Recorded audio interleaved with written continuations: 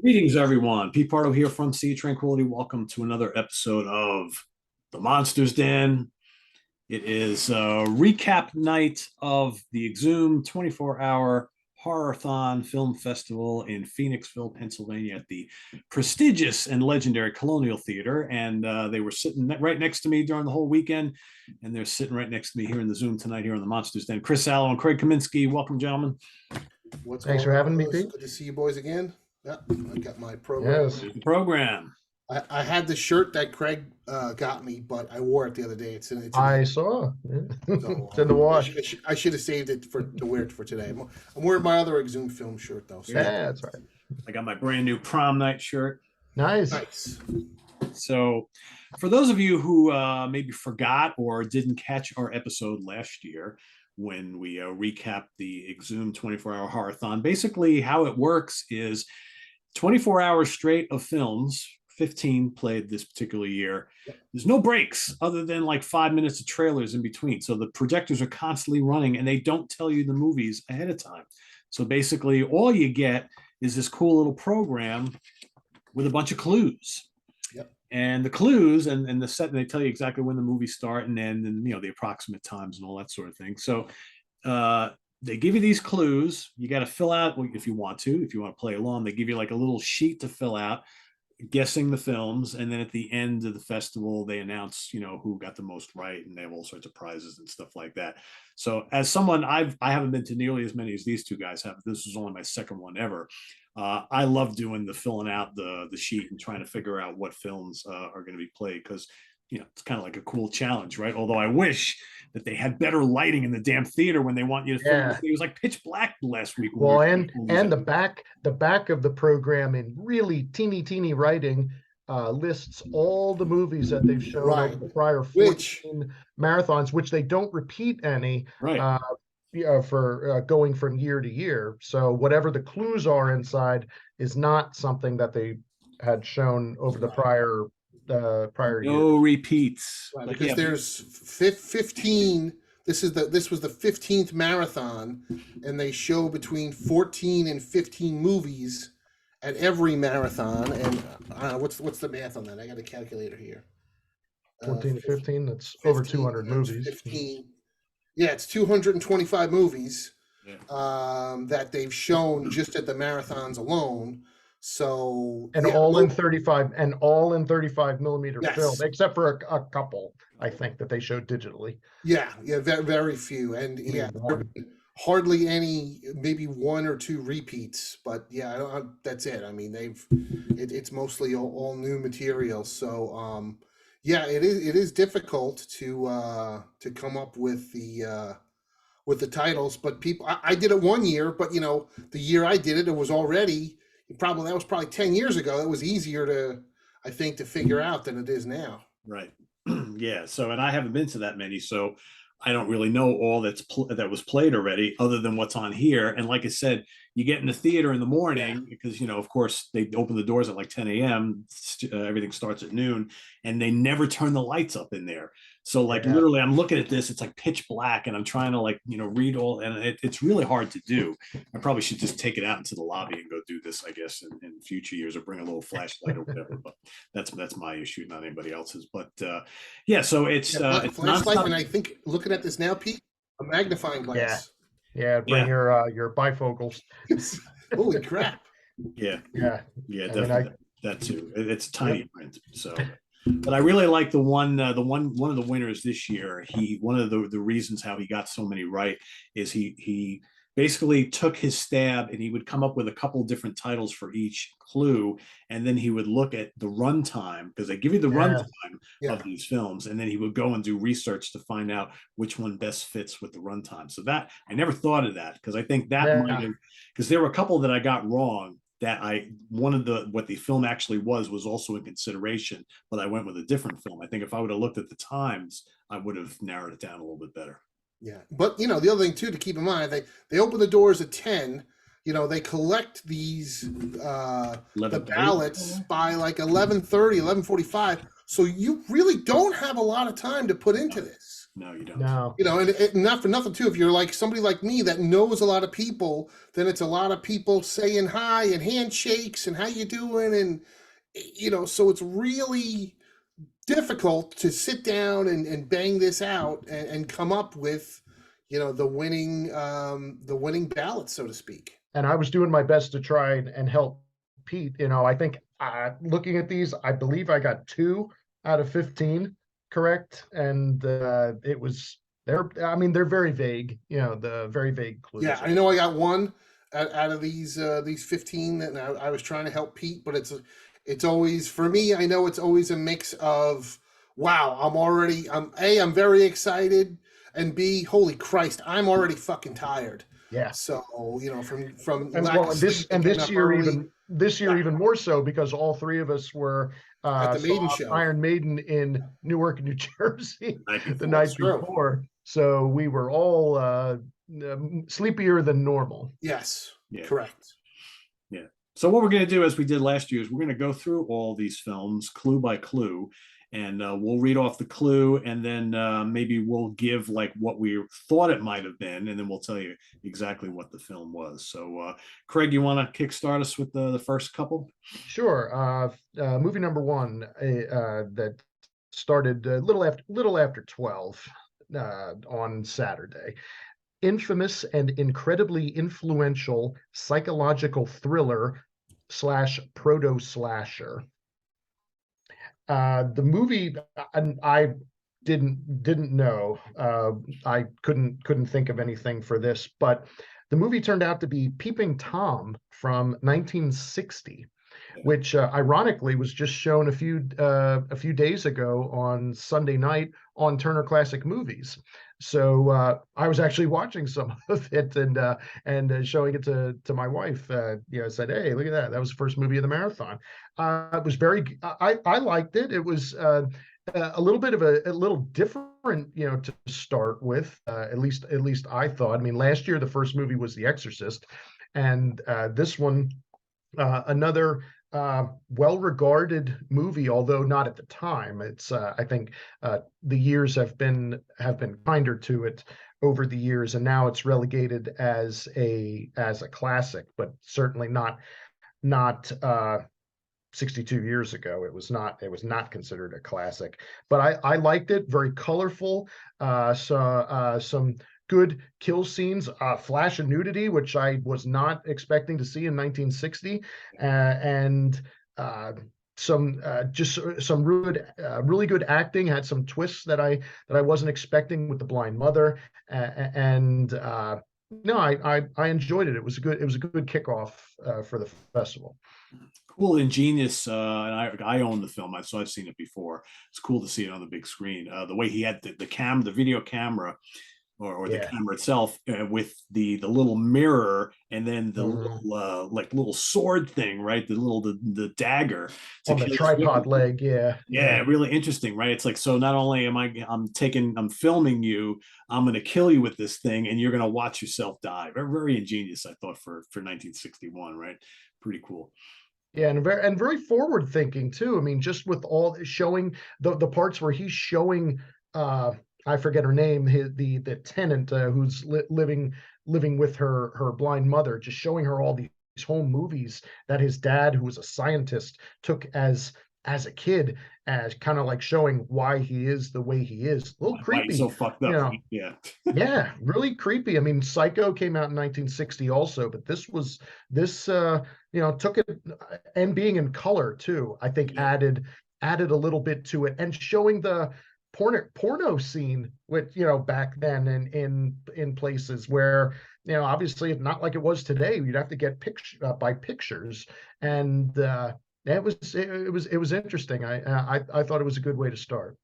Yeah, it's cool. I guess you know, after the film started, I was like, damn it, that makes perfect sense based on the clue, because I actually put down Psycho, which, you know, probably maybe they've shown before. Which would have worked though for that clue. Totally, right? And again, Psycho is another one that they have not shown yet. Yeah. At a marathon, so that totally would have worked. I think, you know, I think here in the clue, infamous is probably what kind of gave it away, because Psycho is incredibly influential, psychological thriller, proto slasher, but the infamous fits perfectly with Peeping Tom, I think, more so than Psycho. So, but you know, that's why they do these clues so well, because sometimes it's one word that can screw you all up, and once you find out what the movie is, you're like, ah, now I get it why they put that in the clue. So that was number one. Cool. Yeah. Yeah, you want me to do three at a time? Yeah. So what's the next one? Yeah. Movie number two. There are multiple film adaptations of this classic horror sci-fi story, but this is the best one. This one, we saw what it was, and then we actually stepped out to quick grab a bite to eat. But this was the 1932 classic Island of Lost Souls with Charles Lawton. I had seen this movie before, obviously not on 35 millimeter on a big screen, but we stepped out briefly for this to quick grab something to eat.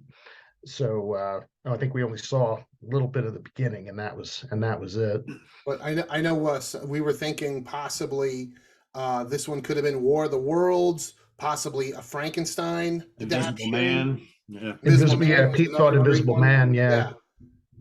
I mean, so many different versions of this, but they're correct. This is the best. This is the best one with Bela Lugosi and Charles Lawton. Yep. Good stuff. Movie number three, very small clue of iconic giant monster movie, and this was Mothra from 1961. Again, a movie I'd seen, but definitely not on the big screen. And late the next day, Chris refreshed my memory with I didn't remember that Mothra was not necessarily good in this movie. I always thought Mothra was good, kind of like Godzilla.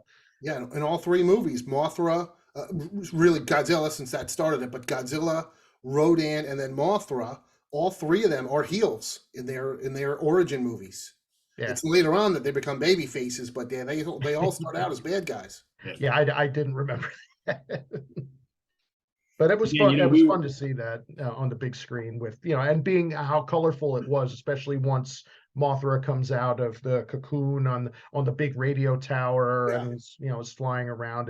It's nice to see that. And if memory serves, the print of this was pretty good.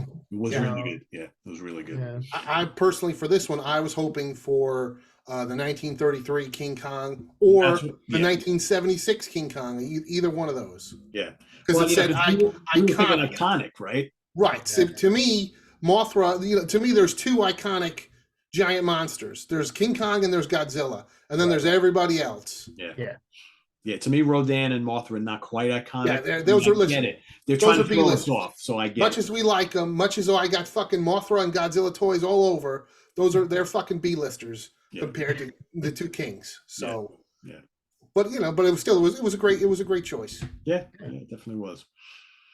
All right, Chris, why don't you tackle the next three? Okay, movie number 4, cool, creepy, and erotic new wave horror favorite. This was the one that I pretty much I took, and it's the one word that I fixated on, erotic. So I was thinking The Hunger from 1983, and that's what it was. Yep. A movie I hadn't seen in a very long time. I'd never seen it on the big screen. It was good.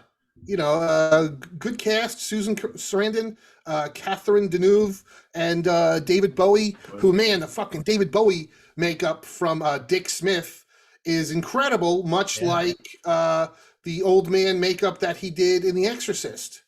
Okay. But yeah, it was good. It was good. It was good. Good, lesbian vampire stuff. I liked it. I didn't love it, but I liked it. I probably hadn't seen this since maybe 84 or 85 when I saw it. Yeah, I think same with me. Yeah. I never saw this at all, so I didn't really. I've heard of the movie, but I've not seen it, and I didn't know that Susan Sarandon got naked in it. I mean, I think I stepped out to use the restroom, and then I come back in. It's like, oh, we're at the good part, and I I was stunned. Craig had the worst fucking time, and he comes back right at the nude lesbian scene. I'm like, for fuck's sake, Craig. I'm sorry, I had to go, but I mean, but yeah, no, but I didn't know that was going to happen. I mean, I was like, Susan Sarandon, she's not gonna pop the top. It's like, oh yes, she does. And Catherine Deneuve, I looked this up. She was 39 or 40 at the time, but looking great. Beautiful woman, beautiful. Amazing, wow. Incredibly beautiful. Yep. And speaking of Catherine Deneuve, right. So this one was really the only other one that I thought I had right. Movie number 5, disturbing depiction of a descent into madness from a controversial filmmaker. I got this one right. I did too. This one was Repulsion from 1965. And to me, I fixated on the term controversial filmmaker. There's not many of them out there. And for me, this was Roman Polanski. So for me, this one had to be Repulsion. And it was. And Catherine Deneuve was the double feature, right? Because she starred in this. And holy smokes. I mean, I'd always wanted to see Repulsion. I always heard about it. Kind of like I'd always wanted to see Peeping Tom. And, I didn't love it, but I enjoyed it. And man, Catherine Deneuve is just fucking achingly beautiful. Like I could not take my eyes off the screen because she was just so incredible. She was like 21, 22 years old. Unbelievable. Wow. I mean, even in black and white, just gorgeous. Yeah. Yeah, this is a weird movie, and it's like, it's arguable how good of a movie it is for a film festival like this, because it's a slow burn type of film. It kind of simmers along throughout the whole thing, and the ending is a little chaotic, and that's when it gets really interesting. But if you're someone who's looking for lots of violence and maybe some sex and blood and stuff like that, it's not really that film. So I could see some people who'd never seen it before not liking it. I personally like the movie a lot. We were talking after the film, is it a perfect movie for this festival? Maybe not. But still, if you've never seen it before, hey, you saw it up on the big screen. But definitely a descent into madness, where it's like she seems totally normal and totally adjusted and everything. But as soon as her sister and lover go off on vacation, I mean, it goes downhill for poor Catherine. And a 2-hour film, I think one of the longest ones they showed that day. Yeah, I think you're right. But I think that's one of the strengths of the Exhumed Films marathon, because they have so much time to fill. They can cover all the bases. So they can do the artsy classics. They can do the international stuff. They could do trash. They have enough time to hit all the bases. Whereas, I know I mentioned it at some point that I attended the Alamo Drafthouse festival, and that was only 4 movies, but they did basically the same genre over and over again. And definitely for this show, I noticed it while we were there. It seemed like the first, the 1, 2, 3, 4, the first 5 movies were all well regarded. Yes. Yeah. There was nothing trashy or anything like that. It was right, Craig. They were all well regarded, quality films. There was no garbage or trash, like I like to call it, until thankfully we hit number 6 when we finally got some trash, which was the sexy surreal Giallo from a master of the genre.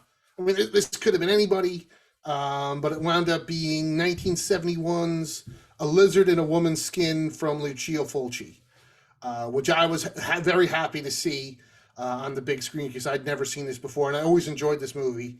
Seen it many times, had many versions of it on DVD and Blu-ray, and it's it's a Giallo. There's sex, and there's lesbianism, and there's stabbings and murders, and there's a great soundtrack, and you get to the ending and you're like, what?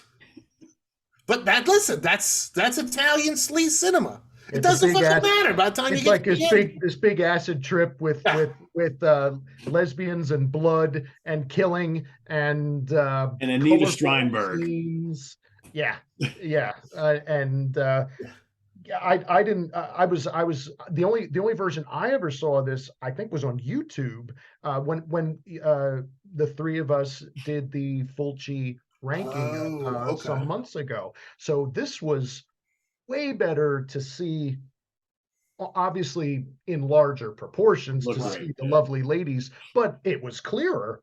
I mean, Yeah. this was a really, I mean, I thought this was a really good print for a 51-year-old movie. And this one, this Pretty was good an print. Italian print, if I remember right. Yeah. And they generated their own subtitles, which again is amazing that Exhumed Films goes to Yeah. that attention of detail. They do what other people, don't do and couldn't do. And they had a second projector and projected their own English subtitles onto the print. A lot of work. A lot of Yeah. work. And they were easily seen too. It Yes. wasn't like, in teeny tiny print or anything. It was nice, and it was in yellow, stood out very nicely for people like me who like to see movies in subtitles. And I guessed this wrong because, I mean, we were talking quite a bit about this one, and we were like, all right, we know it's going to be Italian, but we were thinking that it's not going to be like a Captain Obvious pick. So we were like, it can't be Fulci, Argento. And Fulci didn't do a ton of Giallos, right? He did a few. No. And it's probably not going to be Bava. So I picked the Sergio Martino film. I don't even remember which one. I was thinking maybe Scorpion's, Lenzi. Scorpion's Tail, or right. And this came on, and we were all kind of like, all right, well, that is kind of an obvious pick, but we weren't disappointed because it's a great film, and I've never seen it on the big screen. So no, for sure. No. Yeah. So that was cool. All right. So number 7, latter era Hammer Films fun. So we were thinking again, like real ladder. And like Captain Kronos, Frankenstein, and the Monster from Hell. That's really the end of Even to the Devil a Daughter. That's really the end of 7 Golden Vampires, right? But that's another one, yeah. It was not that far towards the end.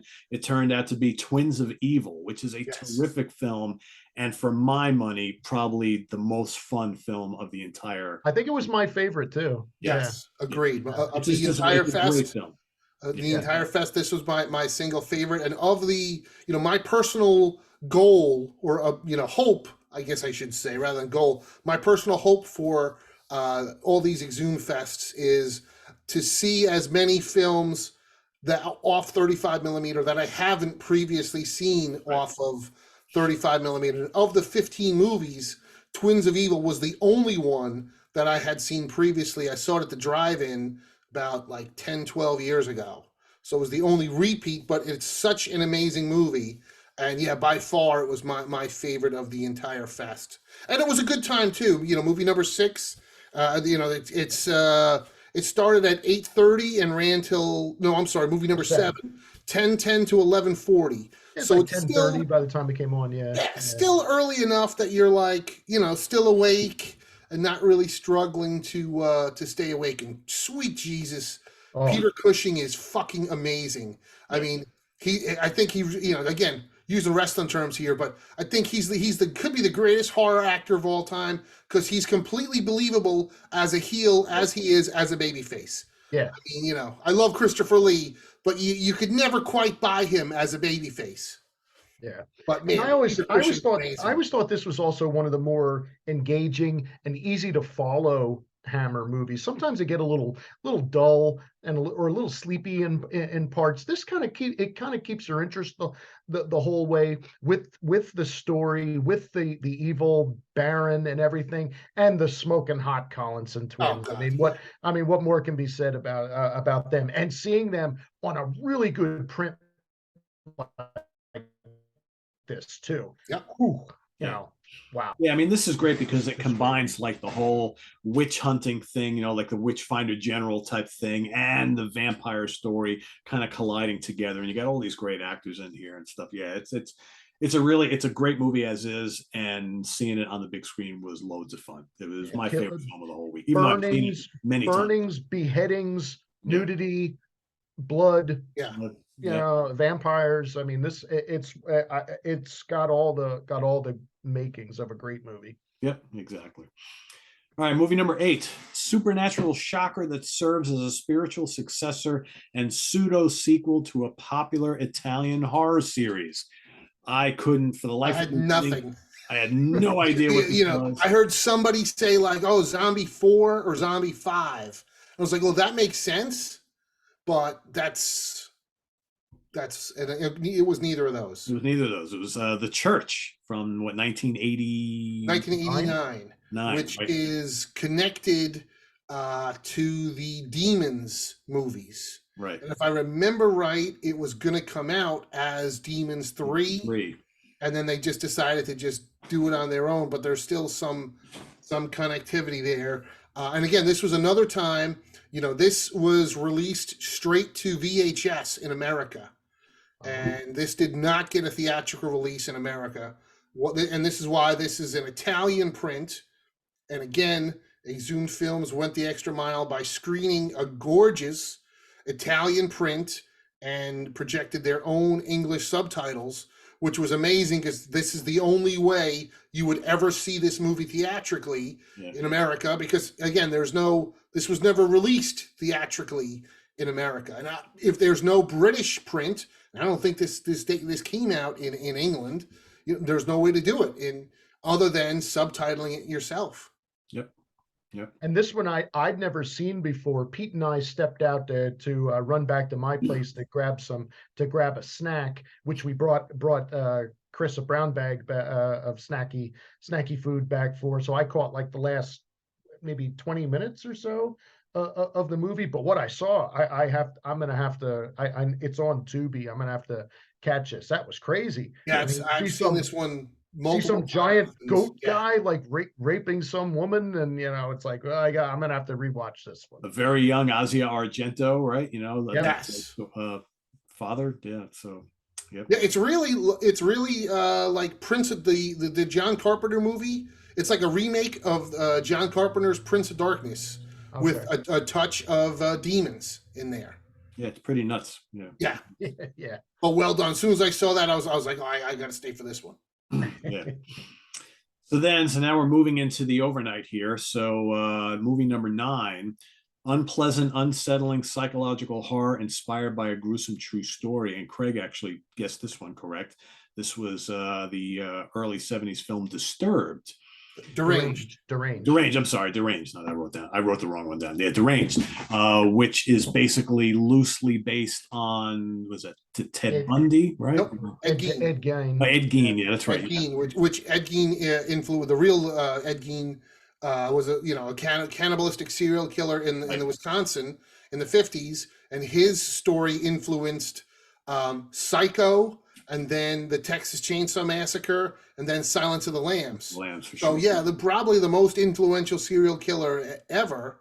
And Deranged they changed his name, but other than that, it's pretty close to the original story. Yeah, but it's funny. His name's Ezra instead of Ed. Yes, yeah, and Ezra Cobb instead of Ed Gein. Yeah.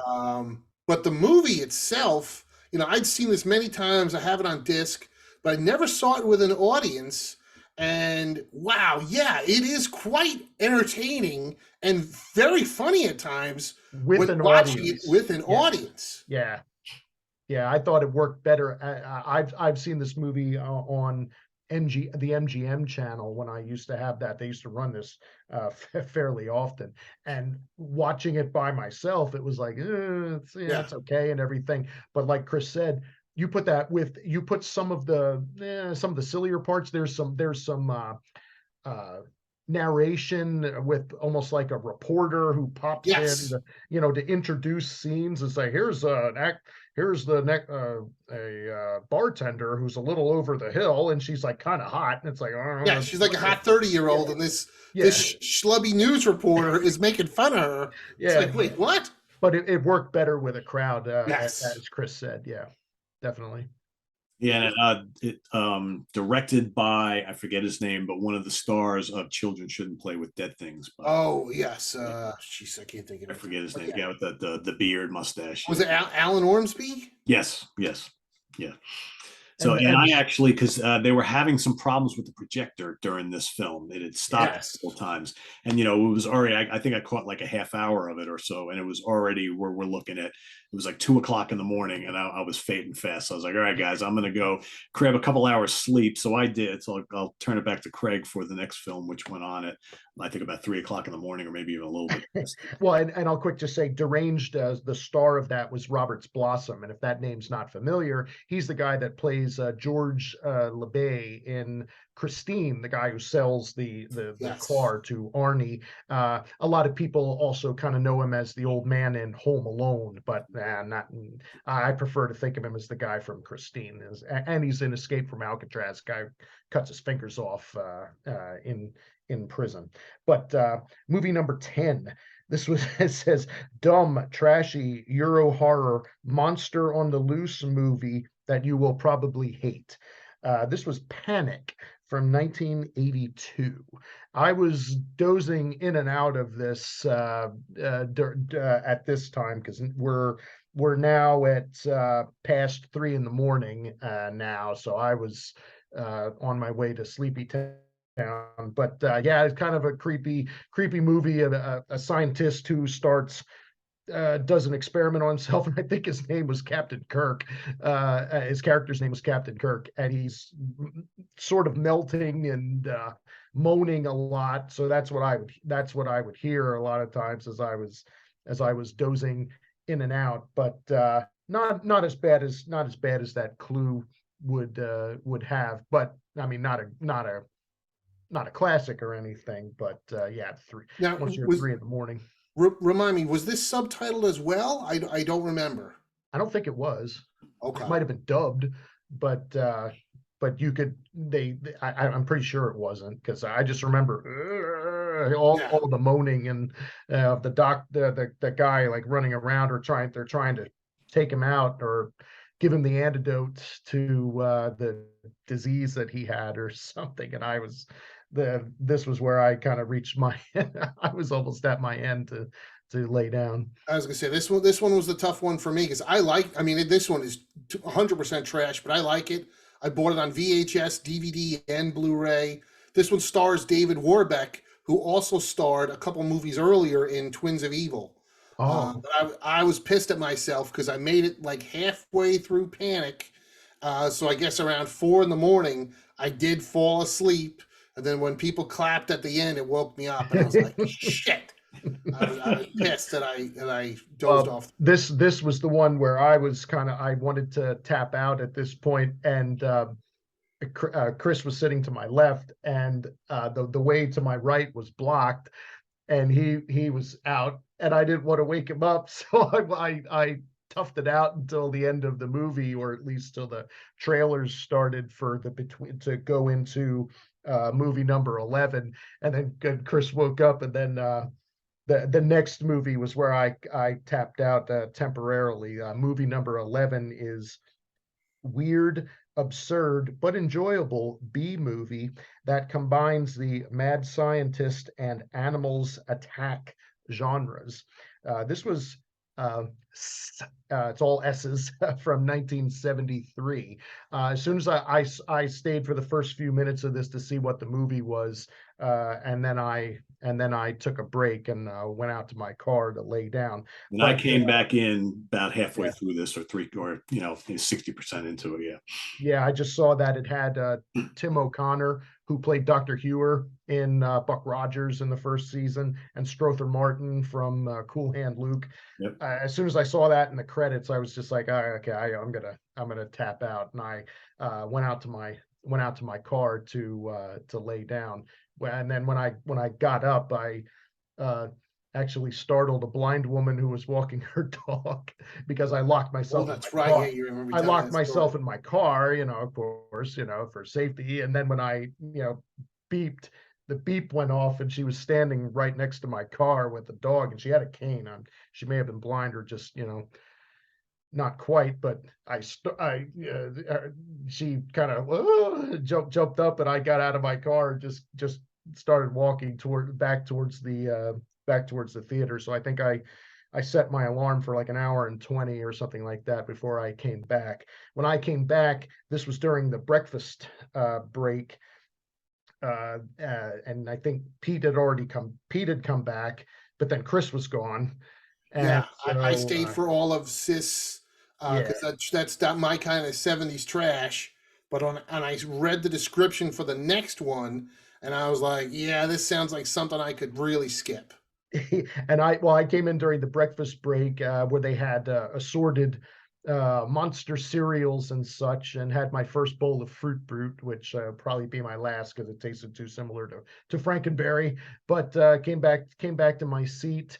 Uh, Pete was already back and bright-eyed and bushy-tailed already. So the next movie I think had already started while I had stepped out, while I was out.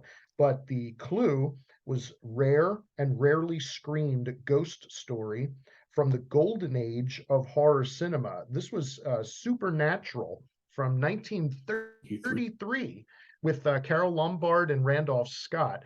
And pretty enjoyable movie, and again a really good print Yeah, for an old movie like this. I mean, I was pretty surprised. It was a nice little ghost story with almost like a fake uh I can't fake seance with everything, and then you had ghosts and coming back in the form of other people. But no, female it was a serial nice, killer. Yeah, it was pretty. It's cool. yeah, it was a nice movie. I mean, it was, but at after six, this is after 6 in the morning now, and we're at movie number 12. So this kind of brought me back a little bit, got a little bit of food in me. I actually had also stepped out, brushed my teeth, because I brought a bag of stuff with me. So I was ready to go now for the rest of the fest.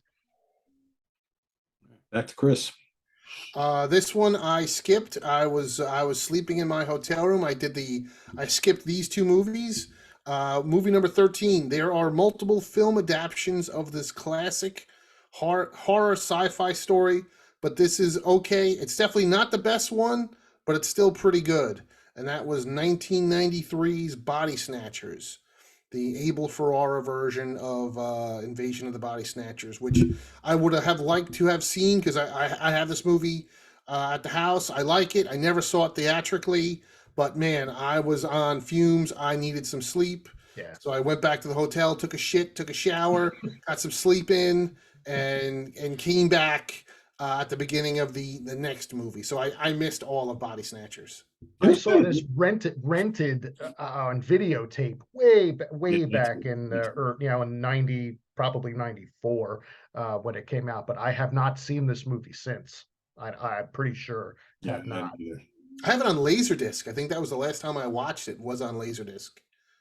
But again, it was I remember liking it. Really good quality print that they had of this, and they're right. It's okay. I mean, it's not the best of the Body Snatcher theme movies, and you can tell they lifted some of the stuff from the '78 version, my personal favorite. Which is interesting because they played the '78 Body Snatchers only a couple years ago. Oh, really? Okay. Yeah, maybe 2 years ago, 3 years ago. Yeah. But yeah, I came back a little bit after the beginning of this next movie, which was movie number 14, entertaining, somewhat forgotten action adventure sci-fi horror mashup. I had no idea what this was, but when I walked back into the theater, I was, I guess, somewhat pleasantly surprised, but didn't really care that much that I missed the first 20 minutes, which was 1984's Dreamscape. Which to me, this was always like Nightmare on Elm Street for like 12-year-olds. Yeah, it's not a great film. Yeah. Kate Capshaw looks hot in it, but other than that, it's. Yeah. And I was going to say, historically, this was the 15th Horror-Thon. I've been to 14 of them. Historically, the last couple movies before the end always tend to be the movies that I'm the least interested in. So for me, it really made sense in that block since I was literally gasping for air, to to take a powder and come back. So, you know, out of any block to miss, I'm like, I think I did perfect by coming back and you know, by leaving and then coming back for this. Yeah. And I saw this movie a million times on cable or you know, or on HBO or whatever, years and years ago, but I never saw this a 35 millimeter print of this. And again, it was a great print of this. And I always like this movie. You guys are right. It's not the best, but I kind of always have a little soft spot for it because I remember watching this when I was like 13 or so, and I always thought it was that it's a pretty good movie. And but again, it's lighter fare once we're at this point of the marathon. Yeah, and then the movie ended. The festival ended with movie number 15, which this says it was supposed to start at 11 a.m., but I think it was definitely after that. Probably 11:45, maybe. Yeah. I was gonna say 11:30, 11:45. The clue was modern day creature feature favorite. I had no idea what to expect. Could be anything, right? Could be anything. But it was 2005's The Descent. Which was great because it's a great film. We've talked about it before on here, and I never saw it projected off film. This was one of those that I had seen on home video, and I was like, oh shit, I wish I had seen that in the theater. So I was very glad to see that as the finale.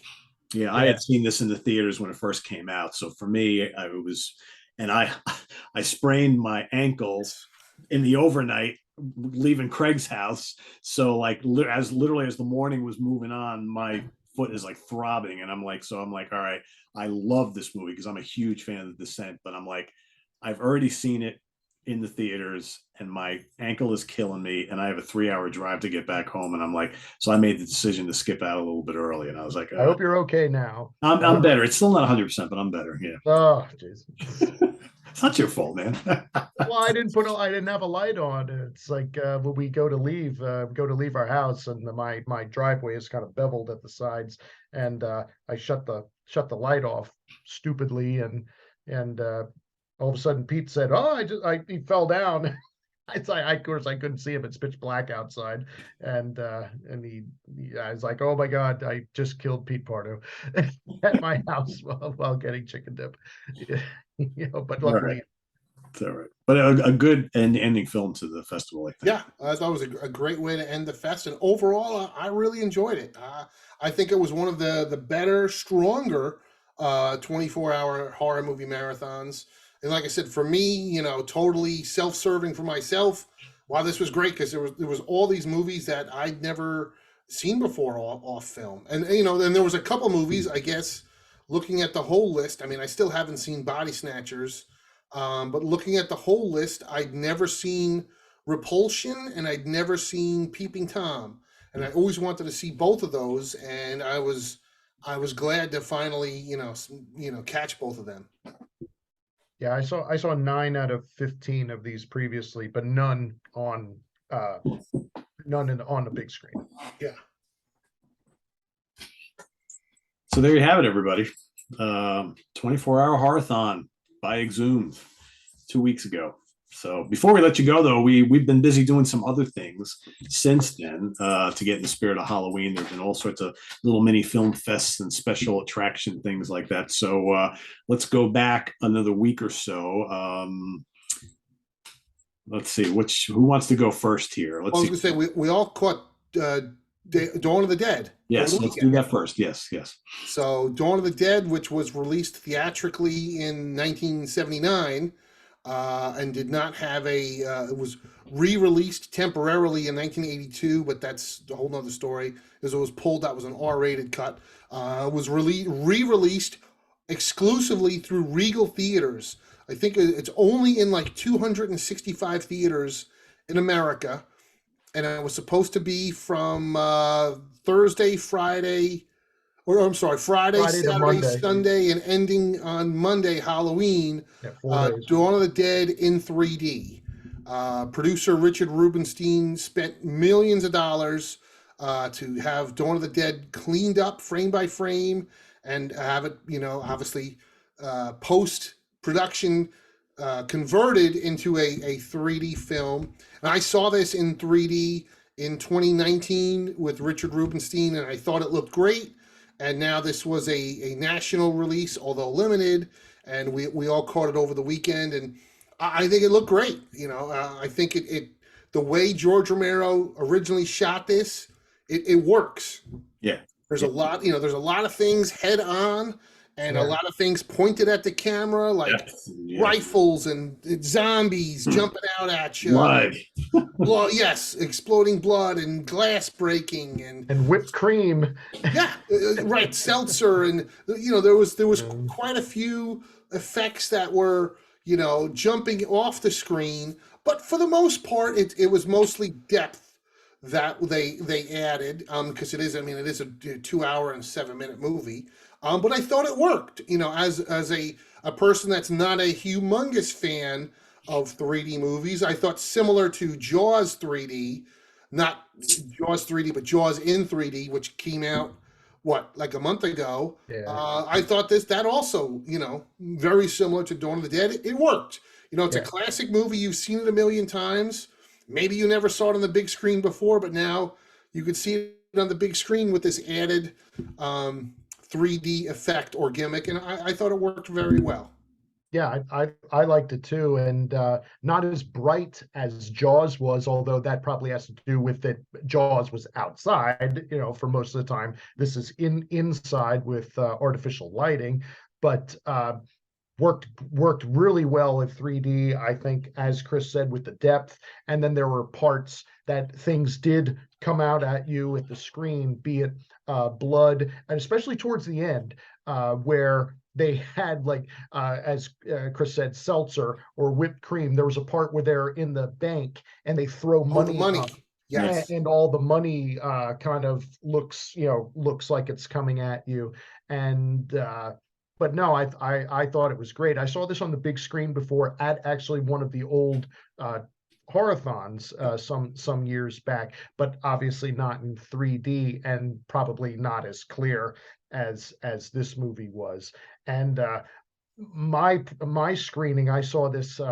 They would, at least at my local theaters, maybe your guys were different. They only showed it at 7 and 10. Yes, it was only twice a day. So I saw it at 7, and it was as dead as it could be. I mean, counting, I went with my wife, who was a trooper, to go along with it. I mean, she saw the movie before, but counting us, there were less than 10 people in an entire theater, and the theater was enormous. I actually sent you guys a photo of it. Now you can see my wife's head like this big, but it was not as well. Maybe at 10 o'clock it was. I mean, the Phillies are in the World Series, but all the other, we went out to eat prior and places were packed. So I mean, it wasn't just that. It was just for whatever reason, it wasn't that well attended. There was only about 15 people in our theater, 2 o'clock showing, so maybe that's it. But who knows? Yeah. But now the interesting thing is, this was it's even on the poster. I mean, it was booked for 4 days and 4 days only. Mm-hmm. But I think it was yesterday. Yesterday, right? Because it was Halloween. There was a press release that went out that it has now been announced that this has been extended through November 10th. Yeah. So it's an extra week and a half. So if you haven't seen Dawn of the Dead 3D yet, and I would certainly recommend it if you are a fan, you've got another week and a half to get out to the theater if you live in the States to catch it while at a Regal. Yes, it's Regal exclusive. I was telling you guys the story that I had read. Of course, everybody's got different opinions about everything, and some guy was talking on Facebook going, "Oh, I can't believe this is not playing at the Monroeville Mall where they famously shot Dawn of the Dead, because there's a movie theater at the Monroeville Mall, but it's a Cinemark movie theater at the Monroeville Mall, which means they would not be getting it because this is a Regal exclusive. You need to go to a Regal theater to catch this, and you might have to do some traveling, if you want to see it." Sorry, my wife was just telling me No. about what the Phillies were doing. Nice. she's all excited. I'm sorry. So, Winning. All right, there Go you Phillies. go. Go Phillies. Sorry, Pete. And it's funny. So while we were in, Chris and I were in Nanuet watching Dawn of the Dead, Craig was in the Colonial again. Yeah. Yes.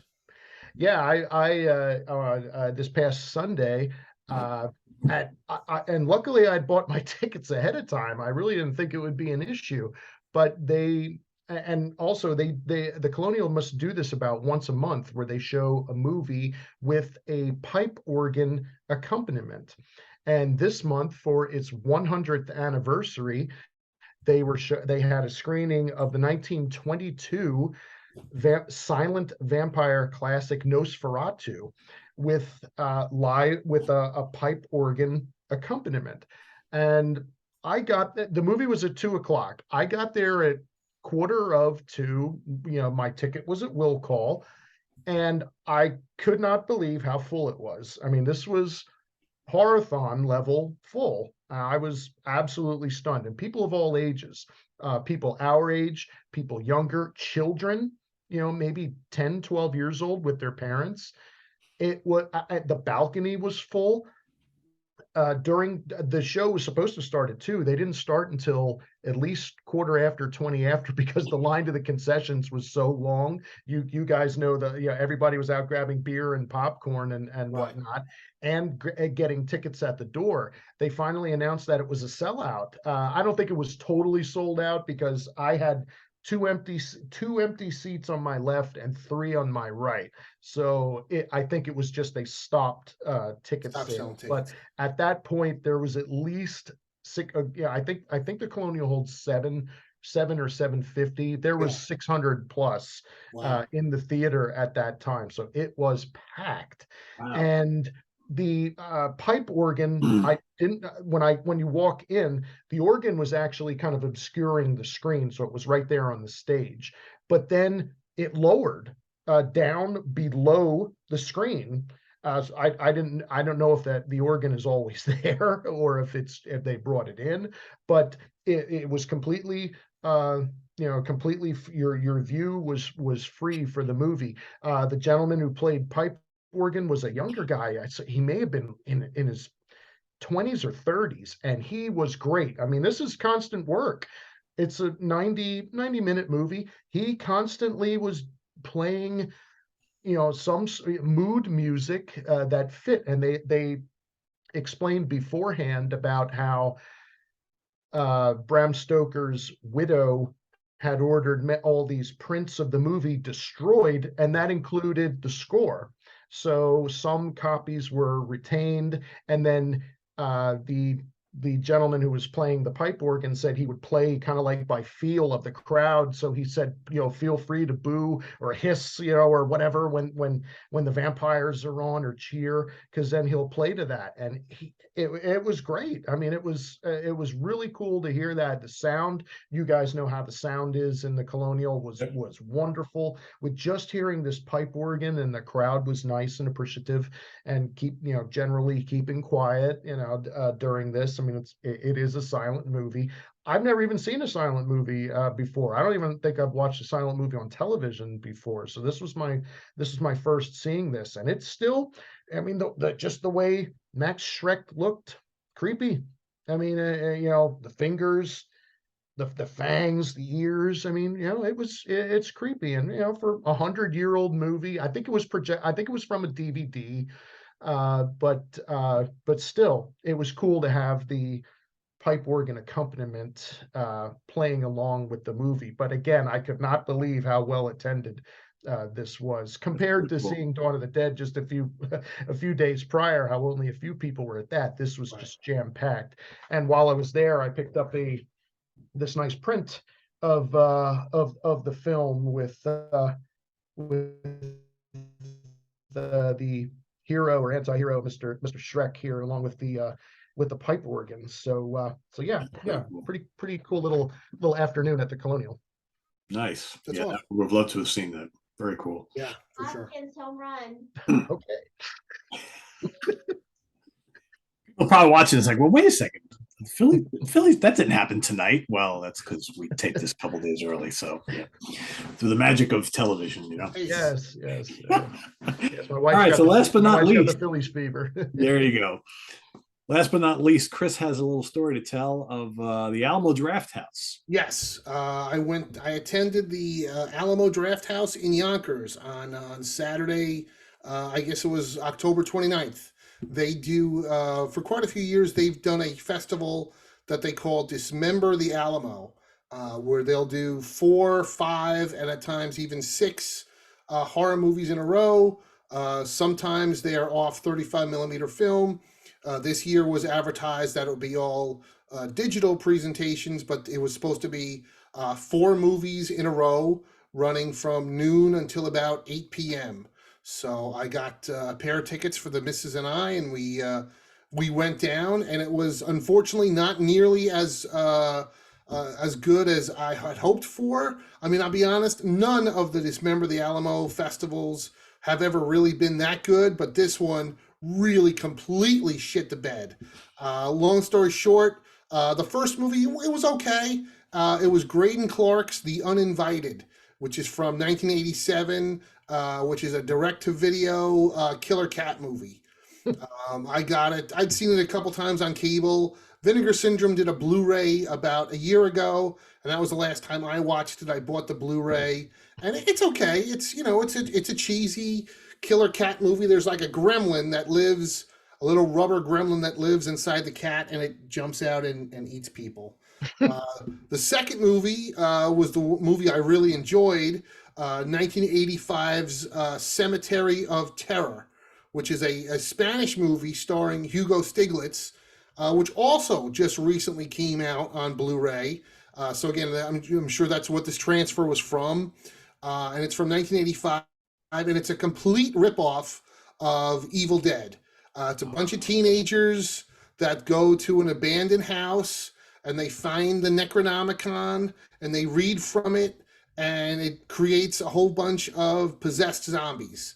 And they have to fight the zombies off in a graveyard, and then a bunch of kids come in and they get in peril too. I'd always wanted to see this movie, and I didn't buy the Blu-ray.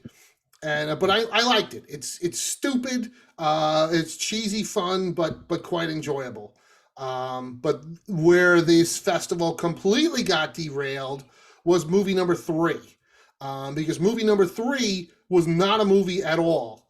There was a little electronic host they had filmed segments that introduced each movie, and the fucking host said, "Okay, yeah, well, for our next feature, it's going to be trailers." It was shitty, blurry VHS trailers of shot on video VHS movies. And I use the term movies very loosely. And that was interspersed with Halloween commercials taken from, and all this shit was from YouTube. So it was supposed to be 4 movies. That's what I paid for. And these motherfuckers had the balls to show shit that I wouldn't even watch off YouTube because it's all blurry and shitty. And, it was movies like Blood Cult and all these shitty Nigerian horror movies that were shot on a $6 budget. And I was pissed off. And then I had to deal with my wife, who I thought her fucking head was going to explode because we had to sit through more than an hour of this. And lots of people in the audience were confused because they were like, wait, this is the movie? And then eventually the movie, it was like an hour plus, it ended and the lights came up and people were just completely bewildered, and I fucking booed. I'm like, I was going to say, were other people as upset as you, or did they just not care? Or I think some people just didn't care. I think some people were mildly disappointed, and yeah, quite a few people like myself were like, "What the fuck is this? I didn't pay. I didn't pay and drive an hour to come see this shit that I could watch on YouTube for free." Yeah. And I do not understand the Alamo's mentality of advertising a festival with 4 movies, and then you show 3 movies and a bunch of fucking commercials. Yeah. Like, I still don't understand. You know, some guy today, they have an issue with maybe the 4th movie and something happened, and that was a last-minute throw-in. You got to wonder. The only reason I'm going to say no, Pete, is because they filmed a guy in a mask was hosting. It was a video host. Oh, to intro the movie. And he introed this thing. Oh. So that takes forethought. Yeah. This was planned out. And then the 4th movie was Flesh Eater from 1988, which was the Bill Hinsman pseudo sequel to Night of the Living Dead, which is fun. But again, it's very low budget, cheesy direct to video. I don't know if you guys ever saw it, but Bill Hinsman was the original zombie in Night of the Living Dead. So 20 years later, he wrote, produced, directed, and starred in his own movie that's a semi-sequel to Night of the Living Dead, where he plays the same zombie from Night of the Living Dead. But there's some good nudity, there's some great gore. And it's a terrible movie, but it's got its charm. But for myself, I'd already seen it twice off film, courtesy of Exhumed Films. I've got the Blu-ray, and now I'm seeing it for like the 5th time at this Dismember the Alamo Festival, and a lot of people were complaining that, okay, not only did you do the fucking VHS trailers, but the 3 movies you did pick were all cheesy direct-to-video movies. So it was like, you know, just the same thing 3 times in a row. I mean, the movies were from 85, 87, and 88, and they were all low-budget direct-to-video schlock. So nobody's walking out of that festival saying, wow, that one film or that the 2 of those films were dynamite. You're all probably like, you know. And people are still apologizing for it today on Facebook and saying, oh, well, the next one's going to be better and blah, blah, blah. And some people like myself are like, the next one, you fucked me on this one. Yeah. So fuck you guys. You know, you know, and here's the best part. The show was supposed to end around 8-ish. The show actually ended at 6:45 because the Alamo in Yonkers booked a 7:15 screening of Black Adam. Oh, so you had to get out of the theater so they could clean it up? Or? Yes. So my theory is, okay, they purposely went with short movies and then maybe shoehorned in this trailer section to make it extra tight to get everybody out in time for the 7:15 Black Adam. And I know other people have said, oh, well, you know, maybe there was logistics and maybe they were probably contractually obligated to show Black Adam in the largest auditorium. But to that I say, I don't give a fuck. I'm not running the Alamo Drafthouse. You motherfuckers should have figured this out before you sold me a ticket for 4 fucking movies. Because I know I've hosted 18 all-day horror movie film festivals, and I never told a paying audience you're going to get 5 movies or 6 movies. And then you only show 4. Exactly. I'm like, this is fucking ridiculous. I knew I was getting 4 movies, and I knew I was getting 4 movies off digital, and that's fine. And nobody said they were going to show me 4 movies I liked. Nobody said they were going to show me 4 good movies. But it's 4. It was 4 fucking movies I was expecting, and they only showed me 3. And that's why I'm still pissed about them. That's why I wrote the Alamo Drafthouse a fucking nasty email, which, of course, they haven't responded to and probably won't. They won't. And, yeah, that's why I put it up on Facebook that these guys are just rip-off scam artists now, just trying to make a fucking buck, and they can go fuck themselves. And that's my review on the Alamo Drafthouse. I've gone to many of their mystery marathons in the past. The last one I went to sucked so bad, and that was like 4 years ago. I was like, never again. But I was feeling, okay, let me try this one again. But yeah, you guys got me. That's it. I'm never fucking going again. Strike 2, you're done. Oh, that's it. Yeah. No strike this is probably like strike 4 or 5. But yeah. I'm still shocked that they had the balls to do false advertising with this. Yeah, that's pretty lame.